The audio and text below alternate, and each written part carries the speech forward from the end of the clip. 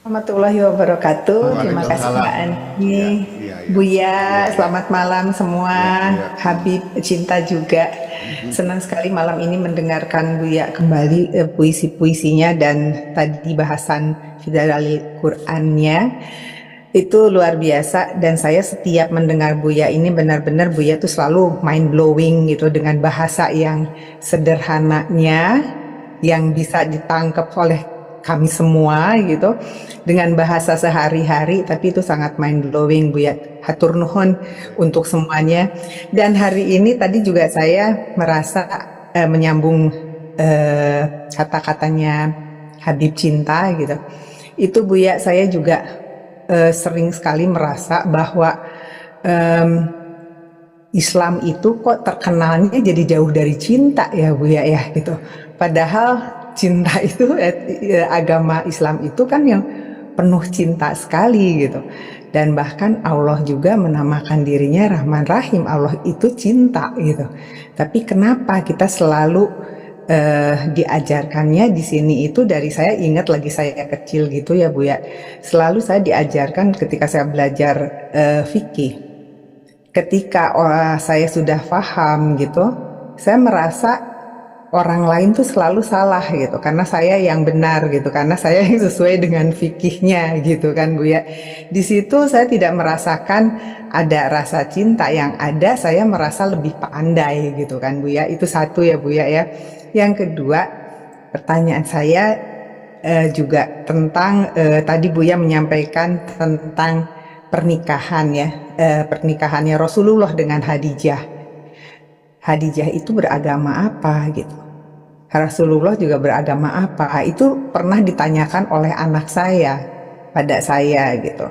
Saya dulu belum terlalu paham, jadi saya bilangnya ya agama tauhid mungkin ya saya bilang gitu, karena kan memang sama Allah semuanya gitu kan.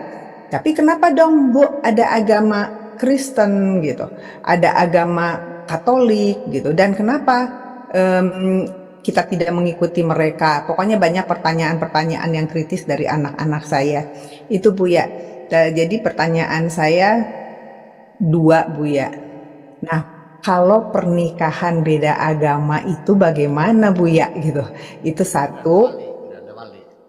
Ya, itu perbedaan agama tuh karena kan katanya kalau laki-laki boleh menikahi orang Islam, laki-laki boleh menikahi wanita Islam, tapi kalau wanitanya yang Islam tidak boleh menikahi laki-laki yang non Muslim gitu. Nah itu jadi patokan untuk tidak boleh menikahi laki-laki musyrik itu bagaimana gitu Bu ya. Dan tadi yang tentang cinta itu mengajarkan untuk kita tuh Islam tuh penuh cinta gitu, dan tapi kita tidak bertabrakan dengan fikih atau misalnya gimana ya Bu ya pertanyaannya ya, maksudnya soalnya saya sering sekali dari sisi-sisi saya itu melanggar fikih gitu. Jadi kalau misalnya seperti tadi Bu ya menyampaikan tentang warisan gitu, ya udah terima aja karena itu ketentuan Allah yang terbaik, pasti itu adalah yang paling adil gitu. Sedangkan kalau saya bilang itu kan fikih gitu Bu ya. Nah itu bagaimana untuk menyampaikan sama yang terutama kalau orang lain saya udah nggak masalah Bu ya, saya hanya bisa mendengarkan tapi saya diam. Tapi kalau dari orang yang terdekat sekali dengan saya, anak atau ponakan, itu bagaimana cara menjelaskannya dengan bahasa yang sederhana tapi tidak menimbulkan konflik gitu loh Bu ya. Hatur nuhun Bu ya. Baik. Bismillahirrahmanirrahim. Kita tidak bisa memastikan ya bahwa Siti Khadijah agamanya apa, Nabi Muhammad apa. Tapi dari agama yang ada pada waktu itu, kalau kita mengandai Khadijah itu Yahudi, kayaknya nggak jauh kemungkinannya kok. Kalau Khadijah itu agamanya penyembah berhala, jauh kemungkinan. Kalau ateis gimana? Apalagi. Jadi kalau kita menduga barangkali dia Nasrani, itu yang paling baik, man. Betul nggak? Ya iya, dibandingkan dia Yahudi, dia penyembah berhala, dia yang ateis, komunis, enggak dong. Nah, tapi kita punya dugaan alternatif yang lain, bahwa di tengah masyarakat Arab selain agama Nasrani, agama Yahudi, agama Majusi, penyembah berhala, ateis dan sebagainya, ada kelompok masyarakat di Jazirah Arabi waktu itu namanya Hunafa, yaitu mereka sudah berketuhanan yang Maha Esa, bertauhid, tapi mereka itu ikut-ikutan menyembah berhala juga. Ketika ditanya, kenapa kau ikut menyembah berhala? Nah, mereka menjawab, diterangkan dalam Al-Qur'annya, wa ma na'buduhum illa liyuqarribuna ilallahi zulfa. Mereka menjawab, kami tidak menyembah berhala, itu hanya mediator saja untuk mendekatkan diri kepada Allah. Jadi mereka tidak menyembah berhala, hanya untuk mendekatkan diri. Psikologinya begini, kenapa orang beragama yang Tuhannya itu Maha Esa seperti agama Islam, ya agama tauhid yang lainnya, itu jarang terjadi saya melihat orang Islam sholat sambil menangis. Jarang, itu pun sekali-kali di Mekah barangkali ya, itu keterharuan. Saya juga pernah keterharuan saya. Jarang sekali. Tapi ketika Tuhannya berbentuk tempekong, itu khusyuk banget sholatnya loh. Sambil mau nangis, sambil mau merintih-rintih. Tahu nggak apa sebabnya? Karena Tuhanmu nggak kelihatan. Dan mereka yang bertempekong, Tuhannya kelihatan. Jadi sholatnya lebih khusyuk.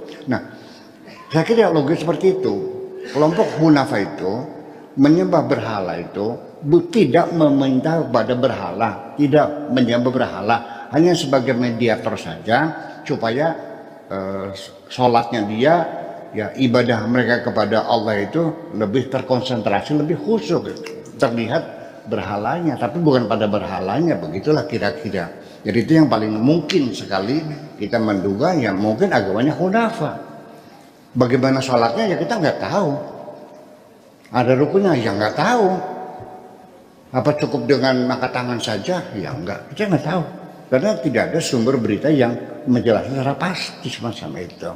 Kemudian saya dengan para naib, kita sering ketemu dengan Naib di Indramayu, kepala KUA yang tukang ngawinin itu. Kita diskusikan tentang masalah wali. Ya. Saya bilang, Pak Naib, ini kan kita lagi geger masalah gender, masalah feminis dan sebagainya. Ini dengan adanya aturan fikih perempuan harus pakai wali. Berdasarkan hadis Nabi, la nikah liman la waliyalah. Tidak sah nikahnya orang tanpa wali. Jadi perempuan itu harus pakai wali.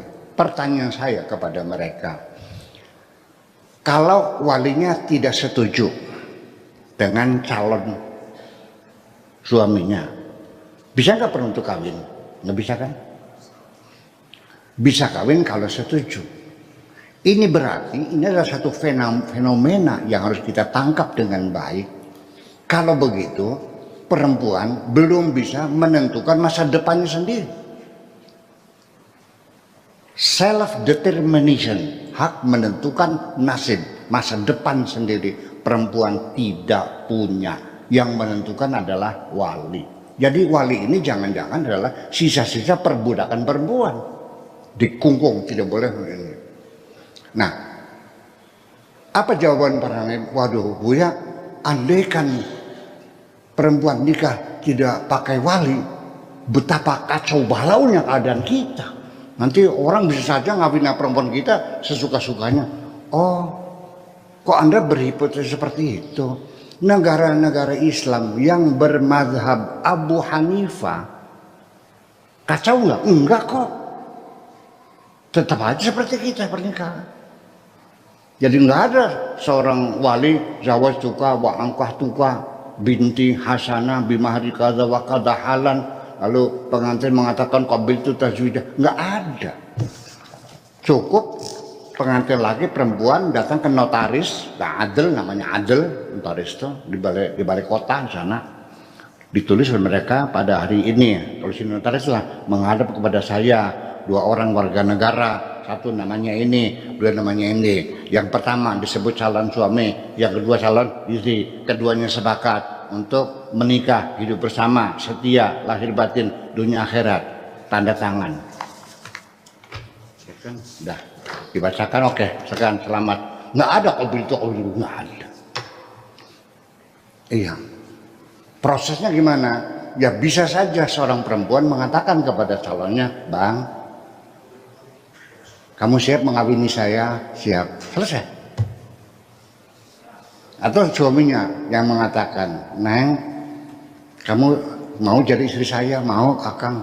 Ya udah selesai, selamat. Selesai. Kesepakatan kedua. Ini mazhab Abu Hanifah.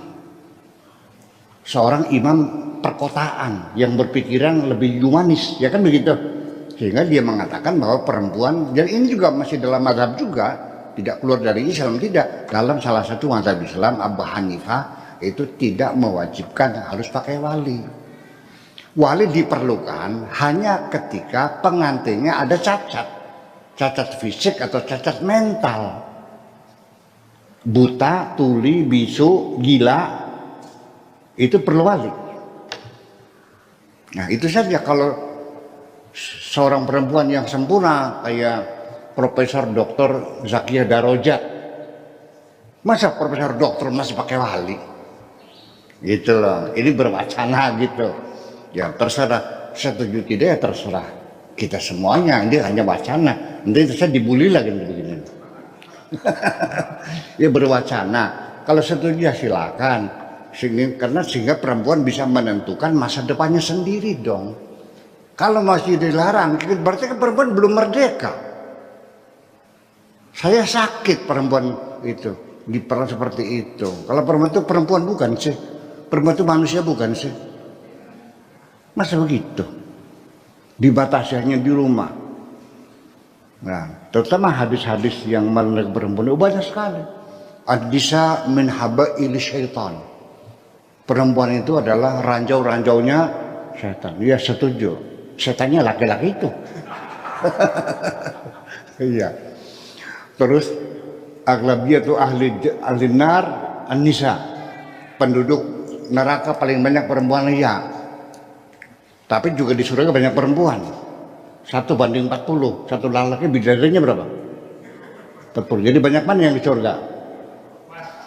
Kalau di neraka laki-laki satu perempuan 2 lebih banyak ya. Kalau di surga laki-laki 1 perempuannya 40. Jadi banyak mana yang di surga? Nah itulah. Perempuan itu naqisatuddin wal aql.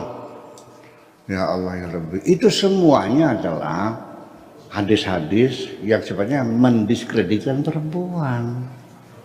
Itu saya tidak ada masalah. Pada zamannya nggak ada masalah. Saya tidak menyalahkan. Pada waktu itu seperti itu kondisi perempuan, ya kan begitu persoalannya. Ya, jadi artinya jangan sampai saya tidak ingin menyalahkan apa yang sudah, ya sudah ada pada zamannya, iya bagus, ya sudah selesai. Nah, dinamika kehidupan kan tidak seperti itu, terus berkembang.